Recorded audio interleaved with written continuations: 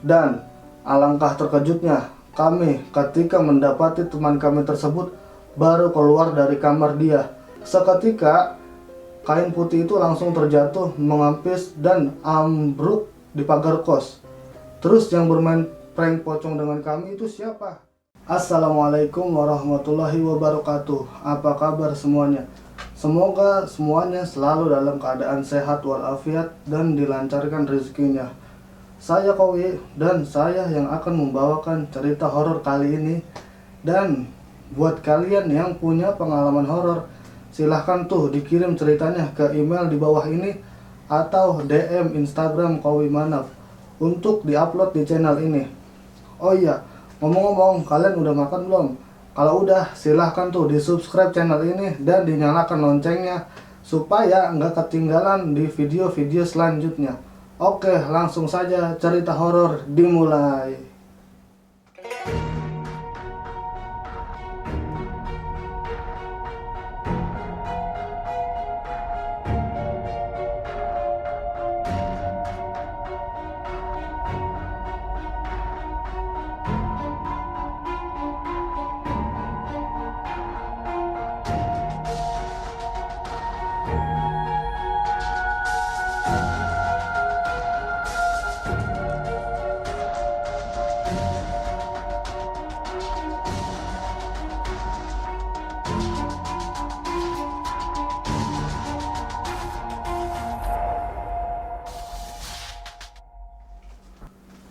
Pada tahun 2008, aku berkuliah di Jember. Karena jauh dari rumah, aku tinggal di sebuah kos yang sangat dekat dengan kampus, di mana jaraknya hanya sekitar 10 menit jika ditempuh dengan berjalan kaki. Di kosan itu terdapat 20 kamar yang dihuni oleh 20 mahasiswa. Ini adalah kos-kosan cowok dan semua kamar itu penuh.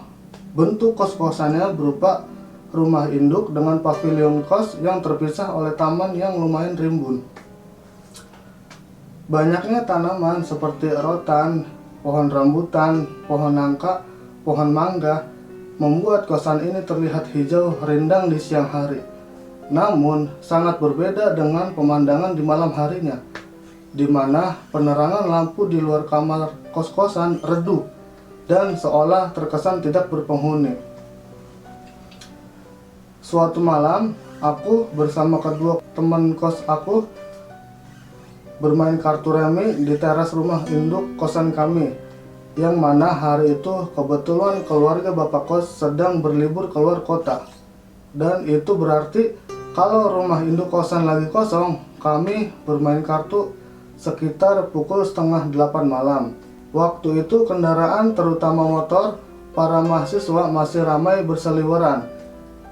Karena jalan depan kosan kami yang lebar bisa dilalui oleh 2 mobil dan kosan kami yang berada di sekitaran kampus. Kami masih bermain kartu sambil ketawa ketiwi sampai pada akhirnya terdengar alunan suara sinden atau penyanyi dari arah rumah bapak kos. Waktu itu kami masih beranggapan bahwa yang menyanyi lagu Jawa itu adalah anak bapak kos yang bernama Mbak Andri. Ibu kos kami memang kebetulan orang Yogyakarta. Kami melanjutkan permainan kami sampai pukul jam 9 malam. Dan suara itu kembali terdengar di telinga kami.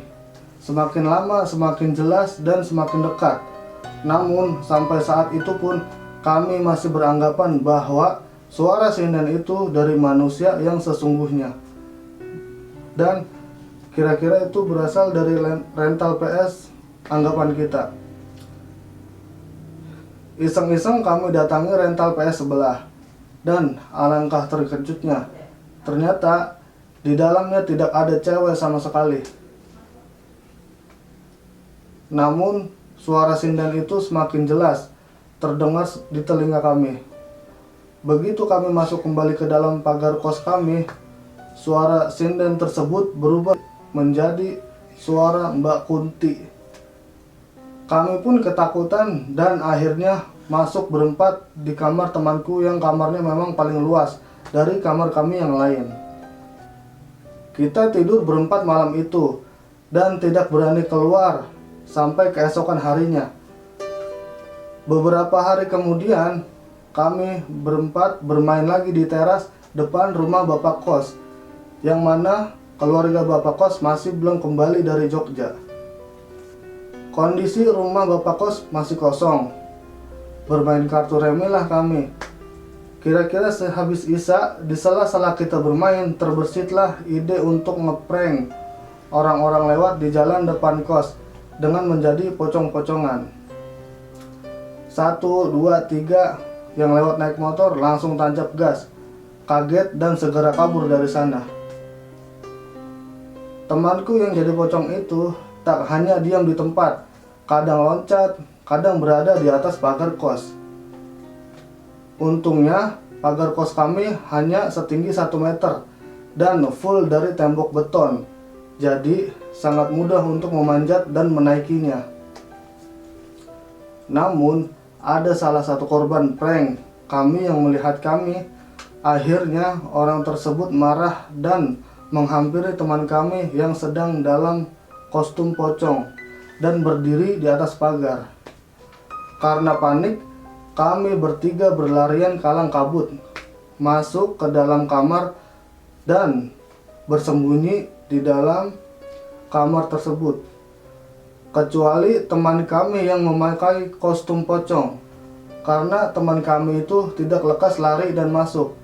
Kami pun mengintip dari dalam jendela, dan dari balik jendela kami bisa melihat bahwa teman kami tersebut masih berdiri di pagar. Korban prank kami sedang memegangi kaki teman kami yang berkostum pocong tersebut sambil memaki-maki. Selang beberapa detik kemudian, korban prank kami tersebut berteriak dan lari tunggang langgang sambil tetap berteriak-teriak, "Pocong, pocong!" Waktu itu posisi kami masih mengintip di balik jendela kamar teman kami. Sedikit ragu dan terbesit ketakutan dalam pikiran kami, dan kami bertiga memutuskan keluar kamar untuk menghampiri teman kami yang sedang memakai kostum pocong. Dan alangkah terkejutnya kami ketika mendapati teman kami tersebut baru keluar dari kamar dia dan baru saja membuka pintu kamar hampir bersamaan setelah kami membuka pintu kamar persembunyian kami. Dan dia juga tidak mengenakan kostum pocong, akan tetapi dia memakai pakaian tidur. Kami bertiga terperanjak kaget dan mulai berpikir, "Loh, tadi yang main pocong-pocongan dengan kami?" Kami mengintip posisi pocong di atas pagar kos kami. Seketika kain putih itu langsung terjatuh, mengampis dan ambruk di pagar kos. Kami pun berteriak bersama-sama, lalu tidur berempat di kamar temanku. Malam itu kami mengingat-ingat, memang setelah ngeprank satu korban, teman kami yang memakai kostum pocong tersebut izin ke toilet untuk buang air kecil. Dan ternyata setelahnya dia masuk ke kamar karena handphone berbunyi, ada telepon dari papanya. Dan dia pun menunjukkan log telepon yang masuk di handphonenya. Dan durasi lama teleponan dengan papanya itu sekitar 45 menit. Gila. Terus yang bermain prank pocong dengan kami itu siapa? Setelahnya kami tidak pernah sekalipun untuk bermain-main dengan prank-prank hantu. Bahkan untuk memutar film horor di kamar kos pun kami tidak berani. Setelah sekian bulan dari kejadian itu, aku pernah tengah malam bangun untuk buang air di toilet. Kebetulan toilet di kos berada di luar kamar. Namun di sebelah kanan kamarku pas ada 3 toilet umum di sana, dan di depan toilet disekat oleh tembok dan dapur umum. Ada kulkas rusak setinggi badan orang dewasa di dapur umum itu. Sekeluarnya dari toilet, di ekor mataku terlihat ada orang di samping kulkas bekas tersebut. Setelah aku tengok, ternyata pocong tingginya sekitar 2 meter lebih. Sedikit berteriak, aku pun masuk ke dalam kamar dan menutup serta mengunci pintu dari dalam, dan juga mengecek jendela kamar apakah sudah dikunci. Semua aman, sudah aku kunci. Beberapa menit kemudian terdengar ketukan 4 kali di pintu kamar, dan tak lama ketukan 4 kali juga terdengar lagi. Aku panik, aku mengambil Al-Quran dan meja belajar sebelah ranjangku. Sejenak kemudian gorden di kamarku tersingkap dan seperti ada yang memainkannya. Setelah itu terlihat pocong dengan tinggi kurang lebih 1,5 meter. Tidak setinggi dengan yang kulihat di dapur sebelah kulkas bekas itu.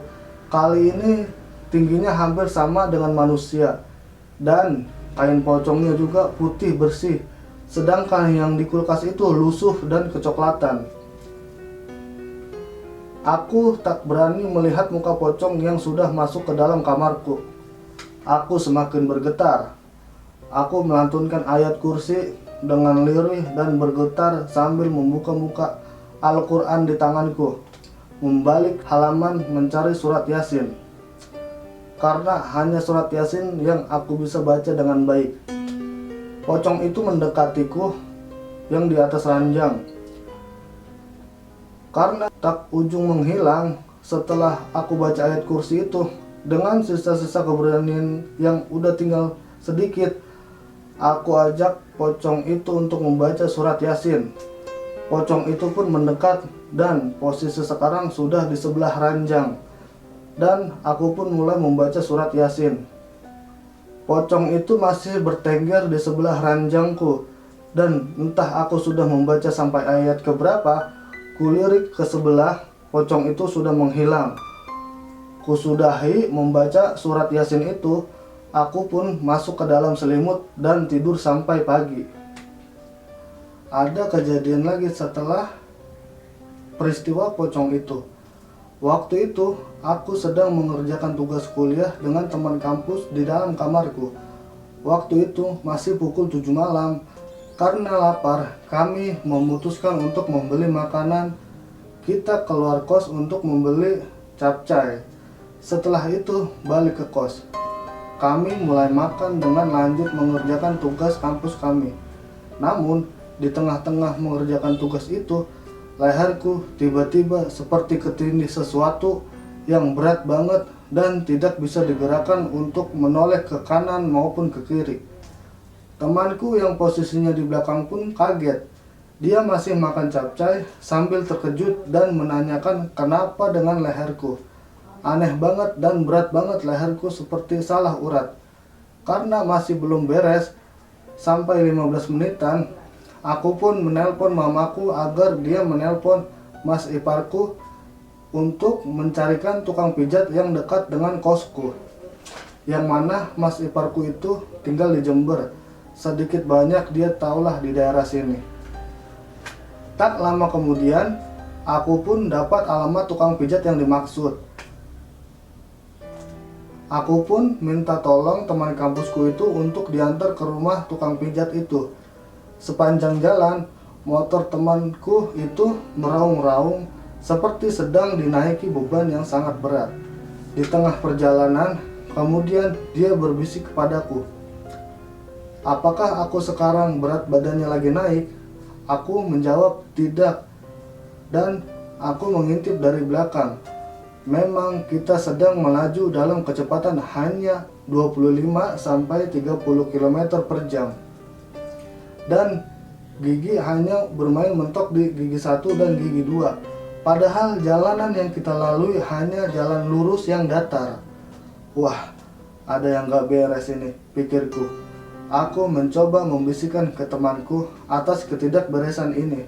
Namun mulutku seperti ada tangan yang menutupi, dan sepintas kulihat di spion tangan itu berbulu hitam lebat. Aku terdiam di atas boncengan motor yang hanya melaju kurang lebih 20 km per jam. Aku menangis dan di dalam hati aku bertanya, "Mau kamu apa sih?" Di situ aku paham kalau leher yang tercekat ini adalah ulah genderuwo yang mengikutiku sejak di kamar kos. Sejenak aku berpikir seperti itu. Tak lama motor temanku bisa melaju lebih kencang.